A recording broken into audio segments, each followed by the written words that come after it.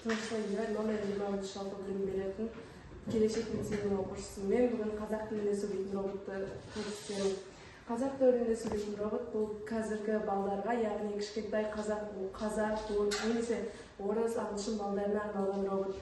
Бұл роботпен біз кішкентай балдарды қазақша сөйлетуге үйретеміз.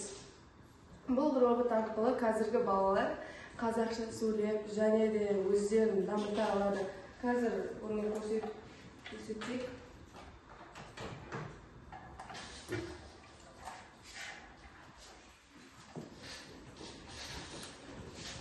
За есі деген не? Бірінші нұсқа қимылды білдіретін сөз, екінші нұсқа заттың атын білдіретін сөз. Дұрыс жауап. Етістік нені білдіреді? Бірінші нұсқа қимыл мен іс әрекетті, екінші нұсқа заттың аты. Дұрыс жауап. Кітаптар сөзі қандай жалғау? Осындай сұрақтар бар. Мысалға, қате жауап. Қате жауап.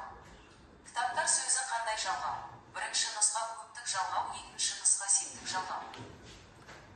Дұрыс жауап. Мектеп сөзіндегі екінші нұсқа тұйық және тепло. Бұл робот бізге деген қазақша ережелерді және де қазақша сөйлеуді үйретеді. Бұл робот өзінің сұрақтары беріледі. Сізге егер қате жауап беретін болсаңыз, сізге қайтадан мүмкіндік береді. Дұрыс жауап. Бастауыш қандай сұраққа жауап береді? Бірінші нұсқа кім? Не? Екінші нұсқа қандай қай? Дұрыс жауап. Антоним. Біз бұл роботқа көптеген қазақша сөздер қосып және де ережелер қосып, қазіргі ағылшын, орыс балдарын дамытамыз келешекте.